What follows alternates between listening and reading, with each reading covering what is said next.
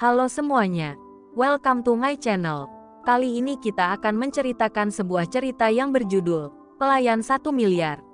Sebelum kita mulai, jangan lupa untuk di-subscribe, like, dan komen.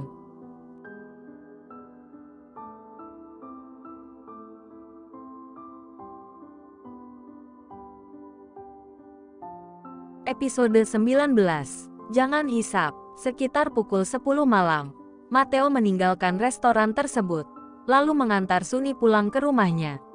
Dia mengelilingi mobilnya setelah menutup pintu di sisi Sunny, yang terlihat begitu bahagia dari ekspresinya yang bersinar. Sayang, mau mampir sebentar.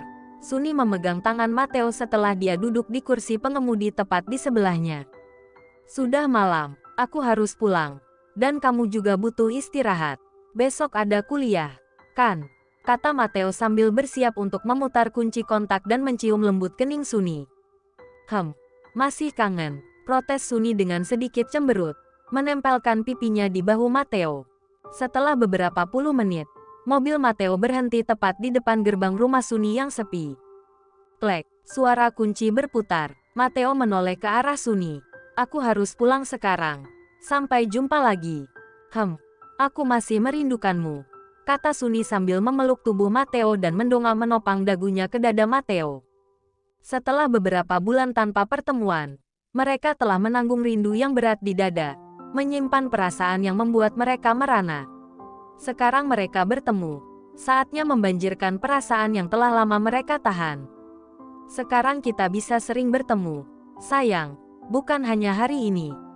Bagaimana? Kata Mateo sambil mengelus rambut Sunny. Tangan Sunny merangkul Mateo dengan erat dan penuh kasih. Mateo membalas dengan merangkul lebih erat.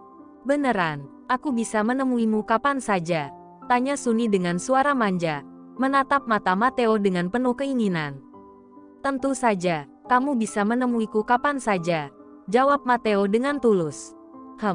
Aku mencintaimu. Sunny semakin merapatkan pelukannya. Aku juga sangat mencintaimu. Mateo mencium kening Sunny. Sunny memejamkan mata, merasakan kenyamanan dalam pelukan kekasihnya. Jangan pernah meninggalkanku. Ya, sayang, gumam Sunny. Tentu, aku berjanji, aku tidak akan pernah meninggalkanmu. Tangan Mateo mengelus rambut pirang Sunny yang keriting dan berkilau. Terima kasih, sayang, kata Sunny sambil membuka pintu mobil dan turun.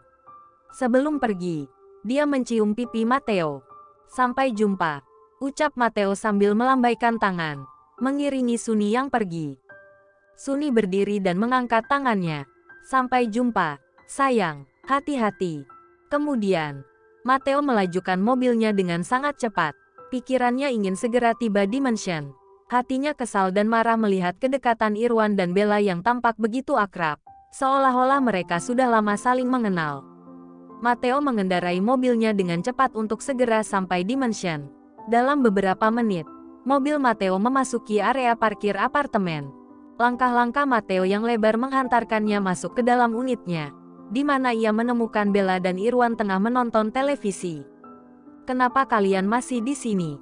Belum pulang? Tanya Mateo sambil menyilangkan kedua tangan di dada setelah menutup pintu utama. Kamu sudah pulang, bos? Belum. Nona takut jika ditinggalkan sendirian. Khawatir ada yang menculiknya. Kecuali jika Anda sudah pulang, baru saya bisa pamit, jawab Irwan sambil merapikan pakaiannya. Pulanglah, besok kita ada pertemuan, ucap Mateo sambil menunjuk dengan dagunya ke arah pintu. Baiklah, saya pulang, Nona. Saya akan pulang dulu ya. Irwan juga melirik ke arah Bella yang mengangguk hormat. Mau kemana kamu? Tidak perlu mengikuti dia, tanya Mateo ketika melihat Bella hendak mengikuti Irwan dari belakang. Mau menutup pintu, sahut Bella sambil mengangkat alisnya. Begitu juga dengan Irwan, yang merasa heran dengan situasinya. Ia merasa aneh bahwa Mateo terlalu sensitif, mengingat mereka baru saja makan malam. Mateo mengibaskan tangannya, mengisyaratkan agar Bella melanjutkan rencananya. Lalu ia masuk ke ruang makan. Hati-hati kalau masih berantakan. Kedua mata Mateo menyapu ruang makan yang tampak bersih dan tidak ada tanda-tanda kotoran. Bella, ke sini, panggil Mateo memekik ketika melihat wastafel basah. Bella hanya menoleh dengan malas, setelah mengunci pintu dan mendatangi Matteo. Bella, apakah kamu mendengarku? Matteo kembali memekik. Cek, apa yang terjadi? Tuan, malam-malam berteriak begitu, orang-orang bisa mendengarnya. Jangan sampai mereka mengira ada orang gila di sini. Suara Bella terdengar datar dari belakang Matteo.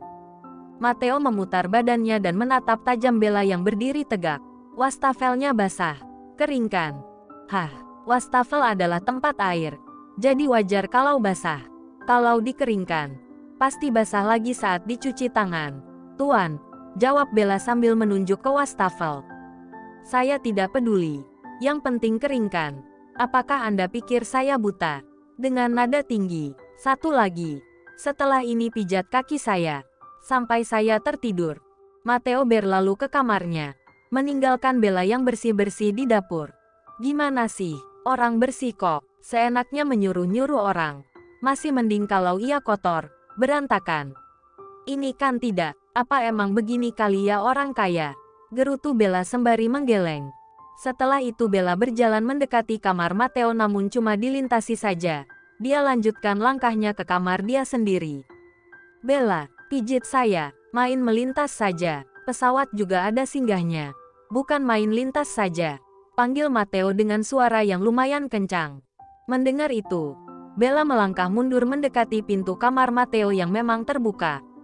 Setelah tepat depan pintu, barulah memutar tubuhnya dan perlahan masuk. Matteo tengah duduk di tepi tempat tidur, membuka kancing kemejanya, membuka sepatu dan melemparkannya ke sembarang tempat. Manik mata indah Bella bergerak melihat dua sepatu yang menggelinding ke arah yang berbeda. Bella menghampiri dan menyimpan di tempatnya. Sedikit mencibirkan bibirnya, Bella berjalan mendekat. Mau apa? Mau apa? Apa tidak kau dengar aku minta kau pijit saya? Buruan, saya dah ngantuk. Matteo membuka celana panjang dan menyisakan celana pendek saja. Bella sontak menutupi wajahnya dengan kedua telapak tangan. Tuan Ma mau apa? Membuka itu, tanya Bella gelagapan. Matteo tidak menjawab, melainkan kini membuka bajunya dan dilempar ke atas sofa. Kemudian membaringkan tubuhnya telungkup di atas tempat tidur yang ukuran king size itu. Beberapa lama Matteo menunggu pergerakan dari Bella yang terdengar hening. Matteo menoleh dan melihat ke arah Bella. Dasar gadis bodoh, cepetan. Bella yang melamun melihat Matteo tanpa baju, tersentak dengan suara Matteo. Iya, Tuan. Bella pun naik ke atas tempat tidur, duduk berlutut di dekat kaki Matteo yang panjang itu. Kakimu panjang sekali, berbulu lagi. Panjang-panjang juga bulunya. Mendingan ini utuh kulitnya. Coba kalau kulit hitam pasti sama dengan gorila. Hahaha. Bella tertawa sendiri. Mendengar Bella malah tertawa, Matteo bangun dan melotot dengan sempurna ke arah Bella. Kau menyamakan saya dengan gorila. Hah, mau saya isap darah kamu itu sampai habis hah? Emangnya Anda vampir penghisap darah apa tuyul? Tanya Bella dengan polosnya. Iya, saya penghisap darah. Apalagi melalui bagian dada. Saya sangat suka sampai habis. Tuyul kan menghisap dada wanita. Matteo menatap dada Bella yang berisi dan menjilat bibirnya dengan lidah sendiri. Membuat Bella menciut ketakutan. Menutupi dadanya dengan tangan. Bahunya bergidik. Pahit-pahit, pahit. Matteo menunduk menyembunyikan senyum lucunya. Merasa lucu melihat ekspresi dari Bella. Makanya buruan turuti perintah saya. Iya, Tuan. Tapi jangan hisap darah saya. Bella mengangguk dengan wajah yang tampak sedikit pucat.